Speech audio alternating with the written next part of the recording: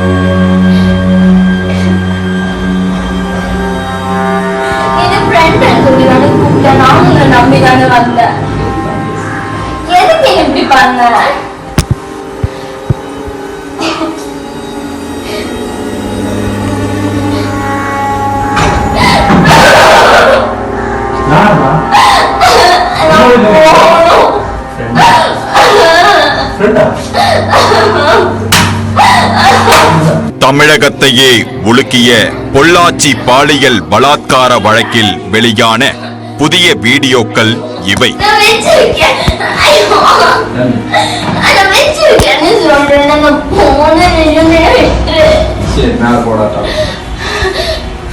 முதல் வீடியோவில் கதவு மூடப்பட்ட ஒரு அறைக்குள் மேலாடையின்றி நிற்கும் வீடியோவில் இளம் பெண் தன்னை விட்டுவிடும்படி கதறி துடிக்கிறார்.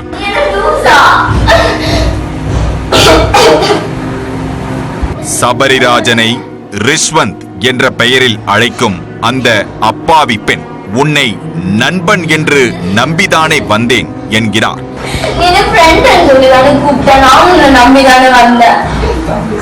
அதற்குள் திடீரென அந்த அறையின் கதவை திறக்கிறார் சபரிராஜன். அறைக்குள் திடீரென நுழையும் திருநாவுக்கரசு, சதீஷ், வசந்தகுமார் ஆகியோரை அண்ணா அண்ணா என அழைத்து பதறியபடி அழுகிறார் இளம் பெண்.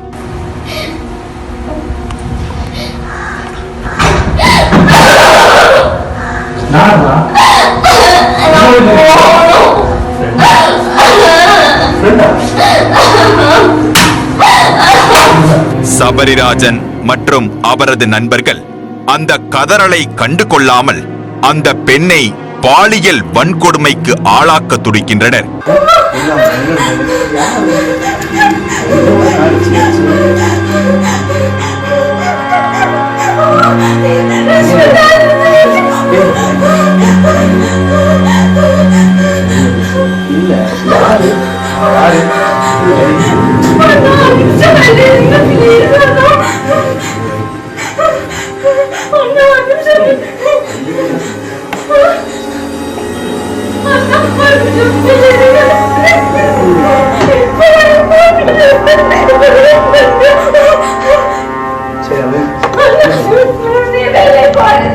இந்த வீடியோவில் தங்களது இச்சைக்கு அடிபணிய மறுக்கும் இளம் பெண்ணை பெல்ட்டால் கதற கதற அடிக்கின்றனர் சபரிராஜன் கும்பல்.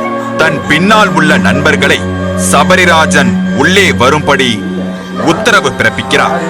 மேலும் வீடியோ எடுக்கும்படி சைகை காட்டுகிறார்.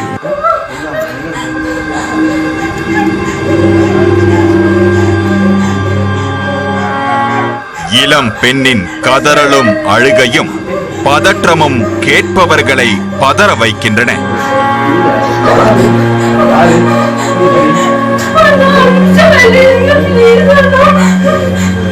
கண்ணீர் விட வைக்கின்றன.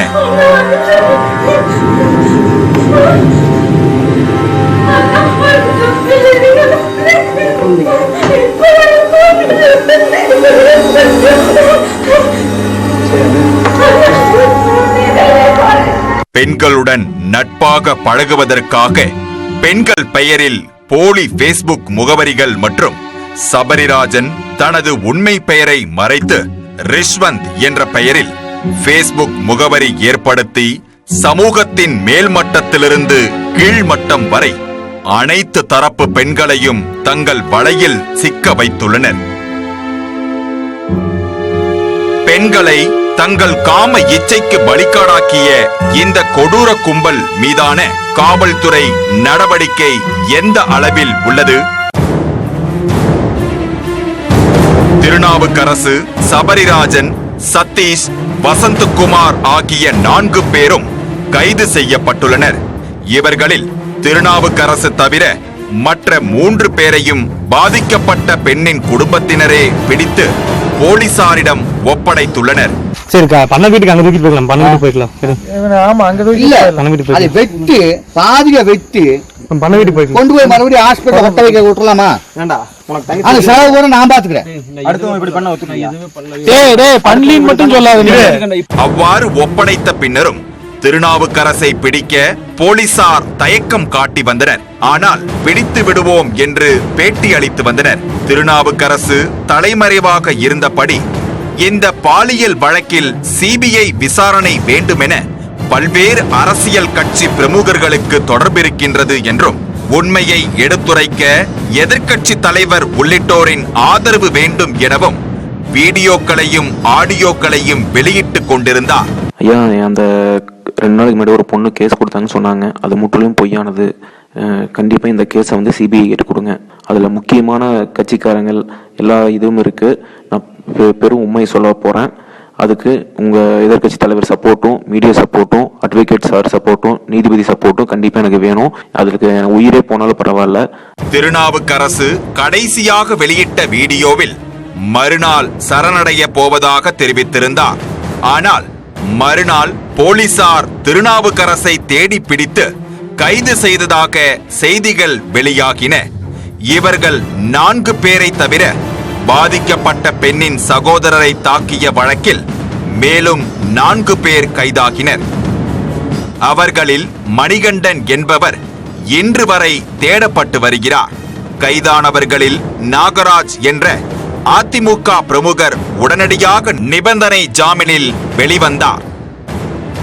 மற்றவர்கள் படிப்படியாக ஜாமீனில் வெளியே வந்துவிட்டனர். திங்கட்கிழமை அதிமுக தலைமையகம் வெளியிட்ட அறிக்கையில் நாகராஜ் கட்சியின் அனைத்து பொறுப்புகளிலிருந்தும் நீக்கப்படுவதாக தெரிவிக்கப்பட்டுள்ளது. இந்த நிலையில் திருநாவுக்கரசு தவிர சபரிராஜன், சதீஷ், வசந்தகுமார் ஆகிய 3 பேரும் திங்கட்கிழமை பொள்ளாச்சி குற்றவியல் நீதிமன்றத்தில் ஆஜர்படுத்தப்பட்டனர். அப்போது காவல்துறை தரப்பில் காவல் விசாரணை எனப்படும் கஸ்டடி எடுக்க கோரப்படவில்லை. அதனால் மேலும் 15 நாட்களுக்கு நீதிமன்ற காவலுக்கு உத்தரவிட்டுள்ளார் நீதிபதி. இதையடுத்து மூவரும் மீண்டும் சிறையில் அடைக்கப்பட்டனர். திருநாவுக்கரசு இன்னும் ஓரிரு நாட்களில் ஆஜர்படுத்தப்படுவார் என எதிர்பார்க்கப்படுகிறது. திருநாவுக்கரசு உள்ளிட்ட காம கொடூர கும்பலின் வீடியோக்கள் திங்கட்கிழமை வெளியான நிலையில் அவை பொள்ளாச்சி மட்டுமின்றி தமிழகம் முழுவதும் பெரும் அதிர்ச்சியை ஏற்படுத்தியுள்ளன.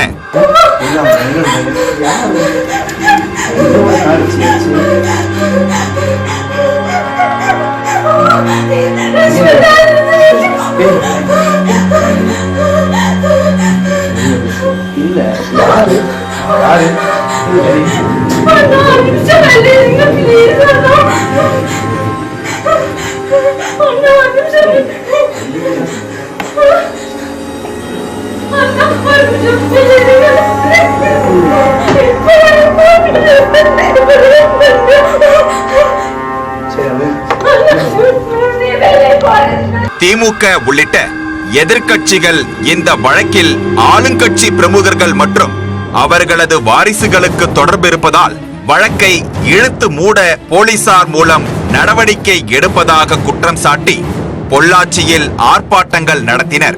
இதற்கிடையே திங்கட்கிழமை சென்னையில் பேட்டியளித்த அதிமுக எம்எல்ஏ பொள்ளாச்சி ஜெயராமன் இந்த வழக்கு தொடர்பாக தன்னை பற்றியும் தனது குடும்பத்தை பற்றியும் சமூக வலைத்தளங்களில் பொய் தகவல்கள் பரப்பப்படுவதாகவும், முதன்முறையாக பாதிக்கப்பட்ட பெண்ணின் குடும்பத்தார் என்னிடத்திலேதான் தொடர்பு கொண்டு இப்படியான சூழ்நிலையில் நாங்கள் பாதிக்கப்பட்டிருக்கிறோம் என்று சொன்னார்கள். உடனடியாக காவல்துறை அதிகாரிகளை தொடர்பு கொண்டு இதன் மீது தக்க நடவடிக்கை எடுக்க வேண்டும் என்று வேண்டுகோள் வைத்ததும் நான் தான். ஆனால் திராவிட முன்னேற்றக் கழகம் தேர்தல் அறிவிக்கப்பட்டதற்கு பிறகு இதன் மூலம் பொள்ளாச்சி நாடாளுமன்ற தொகுதியை ஒரு கெட்ட பெயரை உண்டாக்க வேண்டும் என்று நினைக்கிறார்கள். தேவைப்பட்டால் சம்பந்தப்பட்ட குடும்பத்தாரே இதற்கு தொலைக்காட்சியிலே பேட்டி கொடுப்பதற்கும் தயாராக இருக்கிறார்கள். போலீஸ் சிபிஐ விசாரணை வைத்தாலும் சரி, இன்டர்போல் விசாரணை வைத்தாலும் சரி, இதில் மாட்டப்போவது யார் என்று சொன்னால் திமுக மாவட்ட செயலாளர் தென்றல் செல்வராஜுடைய மகனுக்கும் இதனுடைய முதல் குற்றவாளிக்கும் நெருக்கமான நட்பு உள்ளது. அவர்களுக்குள் நீண்ட காலமாக நட்பு உள்ளது. இதில் யார் யாரெல்லாம் சம்பந்தப்பட்டிருக்கார்கள் என்பதையெல்லாம் விசாரித்து காவல்துறை தக்க நடவடிக்கை எடுக்க வேண்டும். இதற்கு எந்த விசாரணை வேண்டும் என்றாலும் நியமிக்கலாம். இதற்கும் எனக்கும் என் குடும்பத்தாருக்கும் எந்த வகையான சம்பந்தமும் கிடையாது என்பதை ஆணித்தரமாக சொல்லிக் கொள்கிறேன். ஆனால் இந்த வழக்கில் அரசியல்வாதிகளுக்கு எவ்வித தொடர்பும் இல்லை. அது குறித்து தகவல் பரப்புவோர் மீது கடும் நடவடிக்கை எடுக்கப்படும் என கோவை மாவட்ட எஸ்பி பாண்டியராஜன் தெரிவித்துள்ளார். பெண்ணை துன்புறுத்திய தொடர்பான வழக்கில் கைது செய்யப்பட்ட 4 குற்றவாளிகள் மீதும் குண்டர் தடுப்பு சட்டத்தின் கீழ் நடவடிக்கை எடுக்கப்பட்டு வருகிறது. இந்த வழக்கில் வேறு நபர்களோ அரசியல் தொடர்போ யாருக்கும் தொடர்பு ஏதுமில்லை. இது சம்பந்தமாக தவறாக செய்திகள் பரப்புவது மீது சட்டப்படி நடவடிக்கை மேற்கொள்ளப்படும். அதாவது அரசியல்வாதிகள் சம்பந்தப்பட்டிருப்பதாகவும் அது தொடர்புடைய இன்னும் சிலர் சம்பந்தப்பட்டிருப்பதாகவும் உள்நோக்கத்துடன் செய்திகள் பரப்பப்படுகின்றன. அது தவறான செய்திகளாகும். இந்த வழக்கில் கைது செய்யப்பட்ட, அதாவது மற்றொரு வழக்கில் கைது செய்யப்பட்ட நாகராஜ் 34வது வார்டு அம்மா பேரவை செயலாளர் இருந்துள்ளார். அவர் இந்த பெண்கள் தொடர்பான குற்றவாளிகள் சம்பந்தப்பட்டலை. அந்த வழக்கில் குற்றவாளிகளான திருநாவுக்கரசு, சபரீஸ் ஆகியோருக்கு நண்பராக இருந்துள்ளார். அதன் சார்பாக இந்த புகார் கொடுக்கும்போது புகார்தாரனை சகோதரரை மிரட்டியுள்ளார். 100% அந்த மாதிரியான எதுவும் கிடையாது. விசாரணையை 4 பேரை தவிர வேறு யாருக்கும் சம்பந்தம் இல்லை.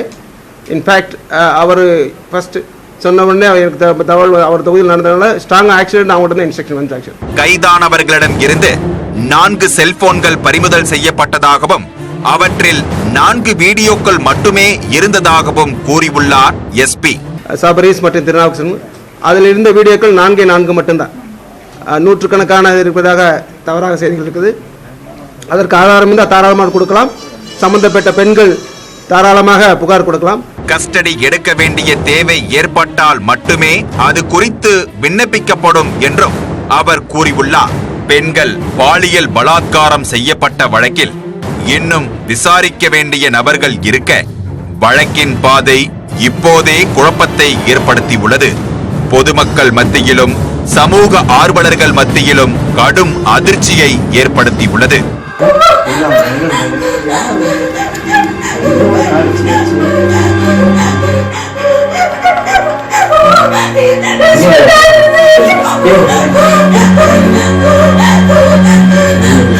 இல்ல